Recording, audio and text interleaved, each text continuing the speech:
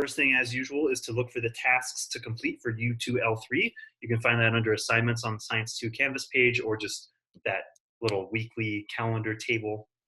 Look for today's date, which is the 21st.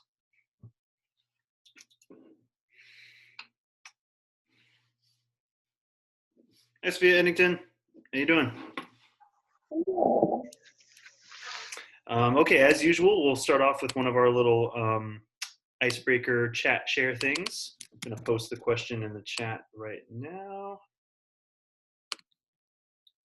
Question is, you have your own late night talk show. Who do you invite as your first guest? You guys haven't answered this before, right? No. Okay, so again, it could be a celebrity, it could be a family member, could be a friend, could be whoever you want it to be, but who would you want to have a conversation with potentially on TV? I'll give you 20 seconds homework review. Homework was the flip grid, the center of gravity flip grid with the little balancing forks thing. I am seeing 11 posts to that flip grid. There are 16 people in the course though, so I know Paulina emailed me a video, so if any of you are having trouble with Flipgrid, email me the video for sure. But if you haven't posted that yet, please do so. Even if you couldn't get it to work, just shoot a video of you trying and being like, oh, and you can still answer the question at the end, which is just what's going on, and just emphasize that if you set it up right, the center of gravity is right there where you've got the toothpick S resting on the edge of the mug. Otherwise, you had that short Hewitt reading and the questions to answer on that. Statistics are looking good on Canvas. Anyone have any questions or anything you had a hard time on that? All right, we'll review it in a second too. I'm going to use just a few slides to make sure we're feeling good about the chapter material. So, alrighty then. So there is no school on Friday. This coming Friday, you have a long weekend, which I hope you all enjoy. You guys get Friday off, but your teachers don't. So I don't know why there's no school on Friday. What are we going to be doing? Writing comments. Yes, we are hitting the midterm grades period. So I am still catching up on grading the most recent assignments, but I encourage you all to take a moment to click on the grades tab on Canvas at some point and check where you are in Science 2. If you have anything that's marked as missing or incomplete, you have time to do that up until probably about Thursday or Friday is when I'll be cementing things. And please let me know if you need help or an extra copy of something if you're not sure what to do. But I encourage you to do that between now and the weekend. Okay, let's take a quick look at the Hewitt chapter 5.7 through 5.8, and then we'll do a couple activities to review centripetal force and projectile motion. Just gonna hook my iPad up here really quickly.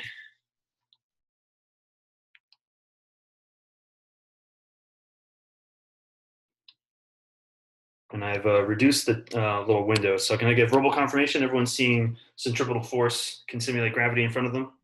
Yep. Awesome. All righty, let's get through this real quick. So the homework touched on all this stuff, but centripetal force, this was always kind of the first mind-boggling thing to me. I always thought of it as this arrow here. I always thought centripetal force was the force that was kind of that outward motion as you're spinning something around, but it isn't. Centripetal force actually acts in where? Where is it pulling the object towards? Someone shout it out for me. The center. It is, which seems counterintuitive, right? But that's what it is. It's pulling it towards the center. So it's sort of like you're holding that object in that circular rotation. And you can use that to simulate gravity. Now, it's not actually gravity. I want to emphasize that, right? Gravity is just a force that exists between masses. But you can kind of simulate weight, right, by providing what's called a support force. So I like this little diagram here. Again, you've got a cylinder spinning. Here's our center that is spinning around. And so you've got centripetal force acting towards that middle.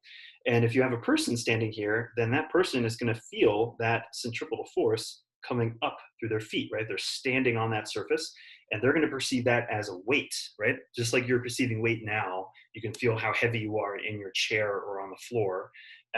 You can simulate this by getting a spin going. And this is used in a lot of science fiction films. If anyone's seen anything like 2001: A Space Odyssey, or if you're a fan of The Expanse on Amazon Prime, it's a great sci-fi show. They have a ship in there that rotates and it creates basically false gravity, just using centripetal force to give everything a little bit of weight, which I think is kind of cool. And again, I know it's confusing to have this like force going downwards. What that's just emphasizing is that's what the person is feeling, right? Because if you're standing there on that outer edge, you're your weight wants to go outwards from the center of spin, but you're standing on this rotation thing, so that's what gives you your weight, that support force. And we'll do an activity related to that in a little bit.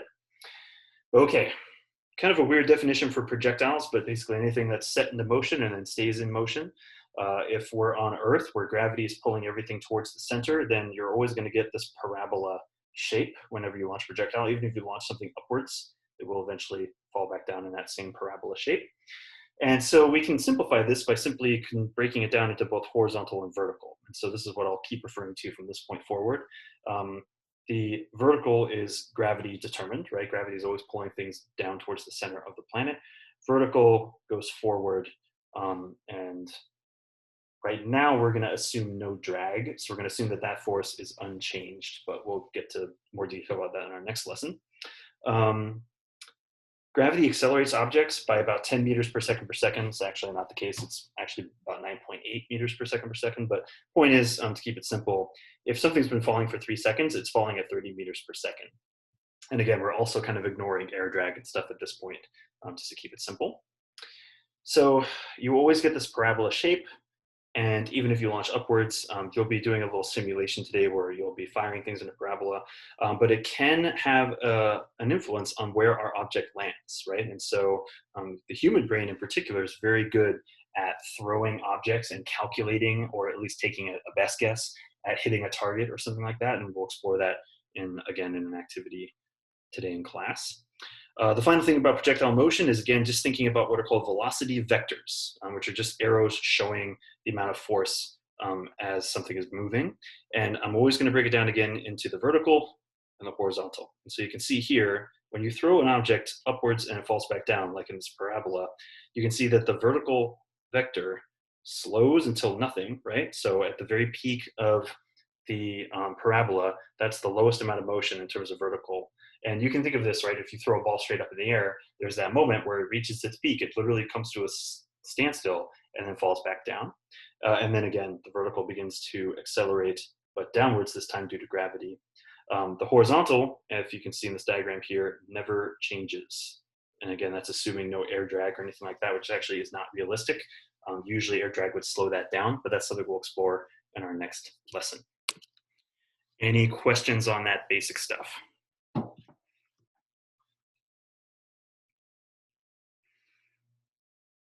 All right, we're going to do 2 activities today to explore that. The first one is going to be a flip grid. So this is step number 5 on the tasks to complete list. It's titled the water spin and bottle flip challenge. So click on that. It'll take you to an assignment that, just to share my screen here real quick, looks like this. Here's the water spin and bottle flip challenge.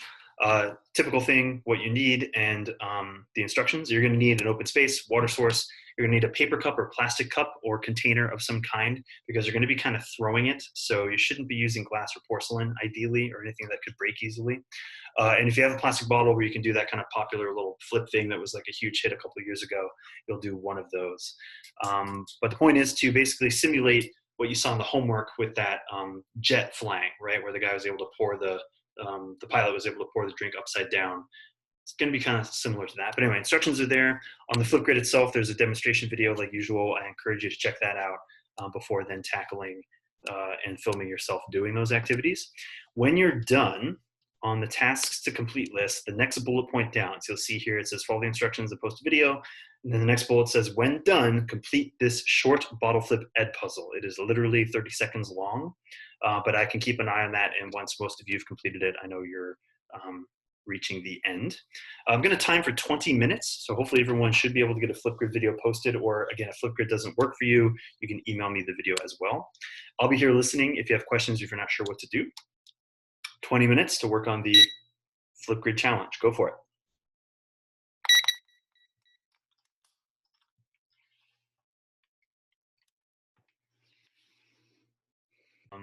Just want to show you what it looks like.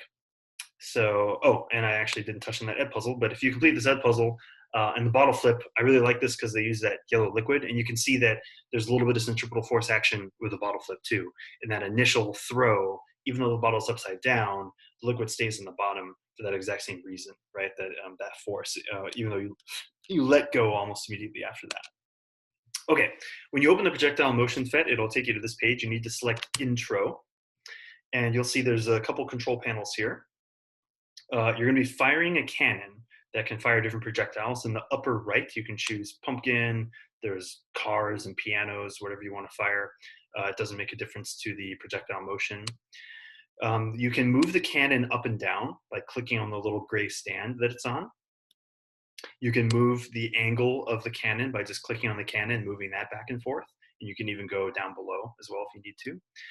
There's a target on the ground, and you'll be kind of hitting this with from different distances, but you can also move that by clicking and dragging it. And you're not only confined to this space. If you look in the upper left, there are the magnifying glasses. You can zoom out, I think 2 times in total, to see if anything's off screen. You can also adjust the firing speeds. The initial speed can be adjusted here. Now, if you mess with a lot of these settings and you want to go back to the standard, just note that in the lower right, there's a little reset button. You click that, and it takes you back to those kind of standard settings.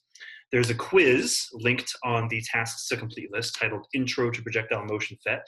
We're going to be using this FET a few times to explore different things about projectiles, so this will be your first kind of run through. But there's questions that have instructions and then things you need to answer. And I'll give you 10 minutes to work on that. I'll be here listening again if you have questions, if you're not sure what to do, if you're not sure how to work the FET simulation. But otherwise, 10 minutes to complete that quiz. And again, to access it, this is step 6 on the tasks to complete list. Go for it.